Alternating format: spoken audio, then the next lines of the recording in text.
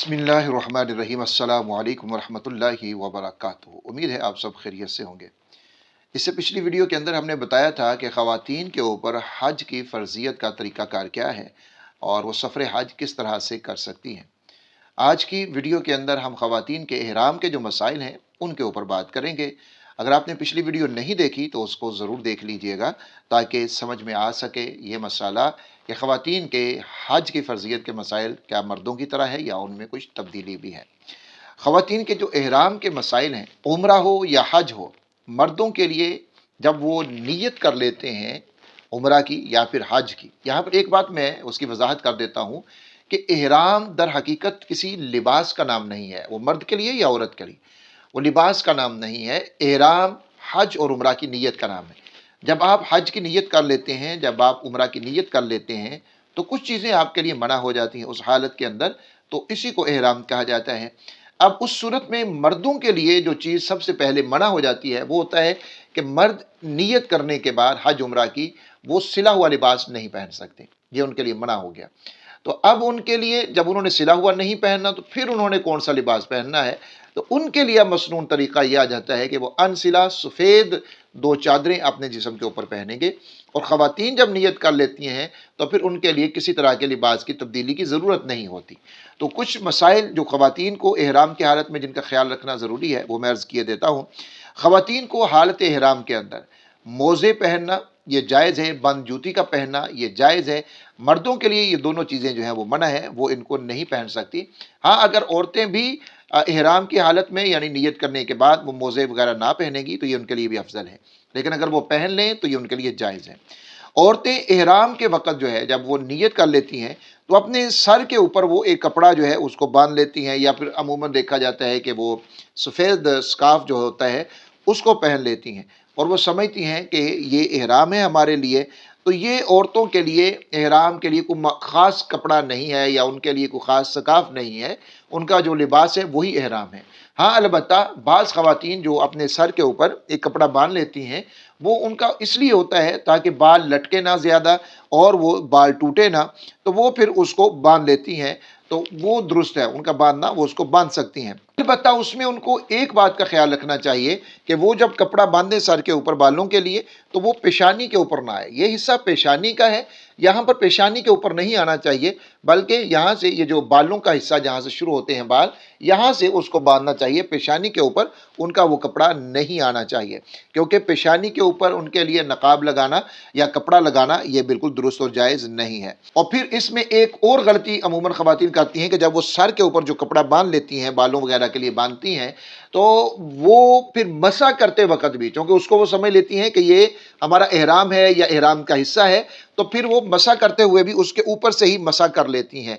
तो ये बिल्कुल जायज़ और दुरुस्त नहीं है। इस तरह से उनके सर का मसा नहीं होता। जब सर का मसा नहीं होगा तो उनका वुज़ू नहीं होगा, और जब वुज़ू नहीं होगा तो फिर आप ज़ाहिर है नमाज भी नहीं अदा कर सकती, आप तवाफ़ भी नहीं कर सकती। इसी तरह अगर कोई औरत हैज़ या फिर निफास की हालत में है तो उसने हज के लिए जाना है या उम्रा के लिए जाना है, तो वो अपना लिबास तब्दील कर ले, गुस्ल नज़ाफ़त वो कर ले, सफाई के लिए गुस्ल कर ले और वो तलबिया पढ़ ले और नियत कर ले, तो ये उसकी नियत इहराम की हो जाती है। हाँ, अब वो तवाफ़ नहीं कर सकती, नमाज वगैरह ज़ाहिर है वो बिल्कुल नहीं पढ़ सकती, लेकिन जो इहराम की पाबंदियाँ हैं वो इस तरीके से उसके ऊपर जो है वो लागू हो जाती हैं। और बग़ैर गुस्ल के भी अगर वो इहराम की नियत कर लेगी, हज उम्रा की नियत कर लेगी, तो गुस्ल के बग़ैर भी उसकी नियत दुरुस्त हो सकती है।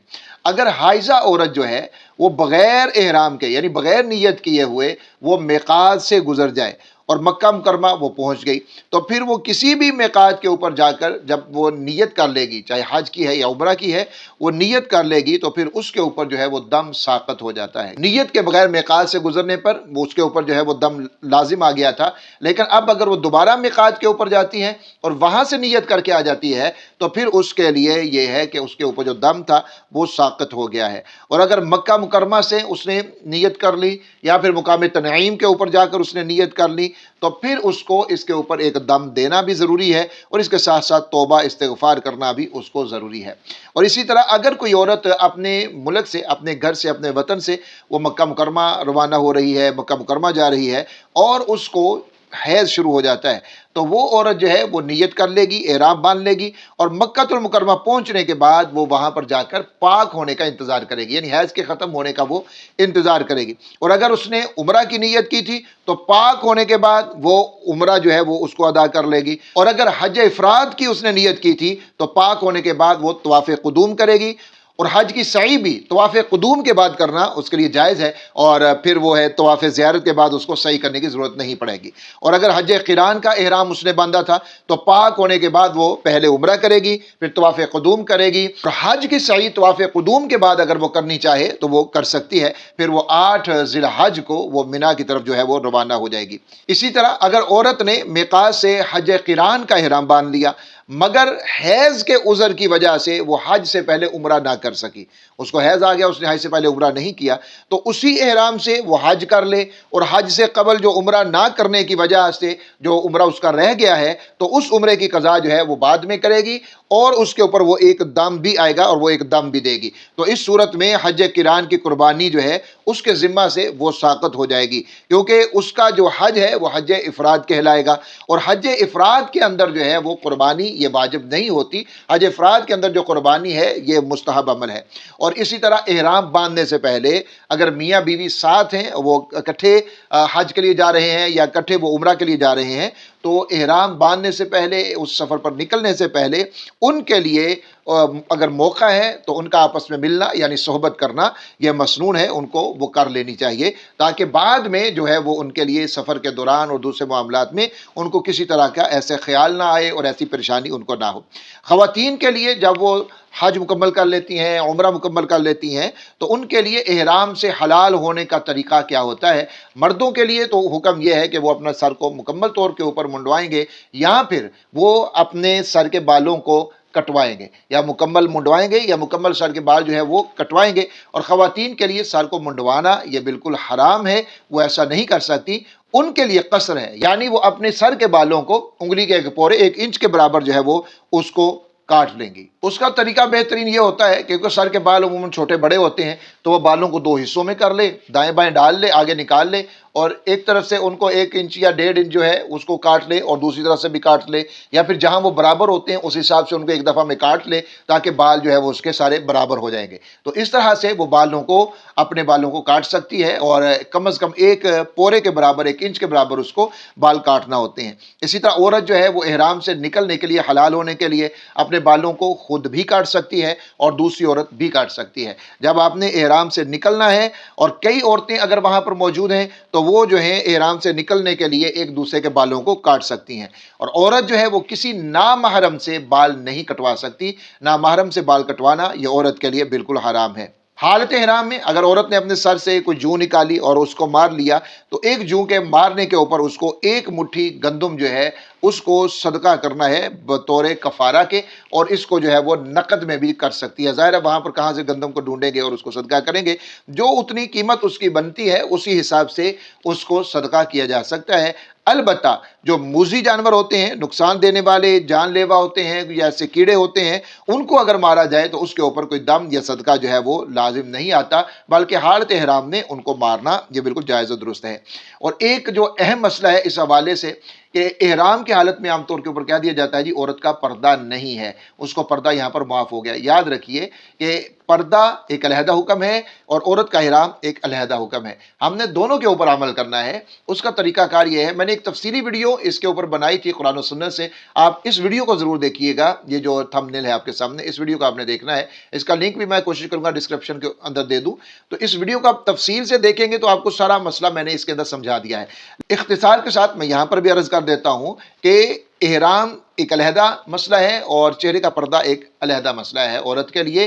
तो एहराम के अंदर जो चीज़ मना है वो है नकाब का लगाना, यानी यूं अपने चेहरे के ऊपर वो मुसलसल नहीं कोई भी चीज़ लगा सकती। और अगर 12 घंटे तक मुसलसल वो अपने चेहरे के ऊपर कोई कपड़ा लगा कर रखेगी तो फिर उसके ऊपर जो है वो दम आ जाता है। अगर इससे कम में लगाती है तो उसके ऊपर दम नहीं आता, सदका वगैरह वो कर सकती है। अच्छा, तो इसमें जो नकाब और चेहरे का पर्दा ये 2 अलहदा चीज़ें हैं, क्योंकि चेहरे के पर्दे के लिए ज़रूरी नहीं कि आप नकाब ही लगाएं तो फिर ही पर्दा होगा, बल्कि पर्दे का और भी तरीका है कि आप ऊपर से कपड़ा अपने चेहरे के ऊपर कर लें, चेहरे के आगे कर लें, तो ये भी एक तरीका है। जो मना असल में किया गया है वो उसी चीज़ से है, उसी नकाब से है जो उस वक़्त भी अरब ख़वातीन किया करती थी कि वो एक कपड़ा अपने चेहरे के ऊपर लगाया करती थी जिसके अंदर एक सुराख होता था, या फिर 2 सुराख होते थे, या फिर एक ही बड़ा सुराख होता था दोनों आंखों के लिए, तो वहाँ से देखने के लिए। बाकी पूरा कपड़ा उनके चेहरे के साथ लगा हुआ होता था, जिस तरह आज भी ख़वातीन जो है वो नकाब को बांध लेती हैं। तो इस तरह से करना ये बिल्कुल उनके लिए जायज़ नहीं है।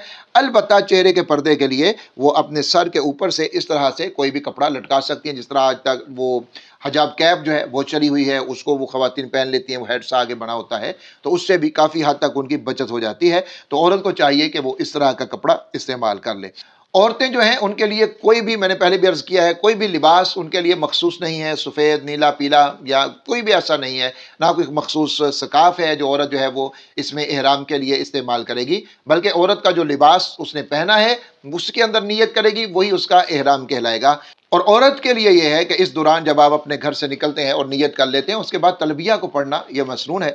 मर्द जो है वो ऊंची आवाज़ में पढ़ते हैं, तो ख़वातीन जो हैं वो तलबिया को आहिस्ता आवाज़ में पढ़ेंगी, वो मर्दों की तरह ऊंची आवाज़ में नहीं पढ़ेंगी, अलबत्ता इतनी आवाज़ में वो पढ़ेंगी कि जो अल्फाज हैं उनके अदा हो और उनको खुद भी हल्का हल्का सुनाई दे। यानी बिल्कुल भी खामोशी से नहीं कि अंदर अंदर ही पढ़ते रहे, नहीं, ज़ुबान से अदा करें, थोड़ी सी अदायगी उनकी हो अल्फाज की। तो औरत जो है वो इस तरह से तलबिया को पढ़ेगी, मर्दों की तरह बुलंद आवाज़ में औरत जो है वो तलबिया नहीं पढ़ेगी। तो ये चंद अहम मसाइल थे औरत के एहराम के हवाले से। अगर आपके जहन में एहराम के हवाले से ख़वातीन के या फिर मर्दों के कोई सवाल है तो आप भी पूछ सकते हैं। इंशाअल्लाह ताला अगली वीडियो में हम बात करेंगे औरतों के तवाफ़ के हवाले से, उनको तवाफ़ किस तरह से करना चाहिए। अल्लाह रब्बुल इज़्ज़त मुझे और आपको, हम सबको बार बार अपने घर की रसूलुल्लाह सल्लल्लाहु अलैहि वसल्लम के मुबारक रोज़ा और आपकी मस्जिद की बाद हाज़िर नसीब फरमाए। आमीन या रब्बल आलमीन।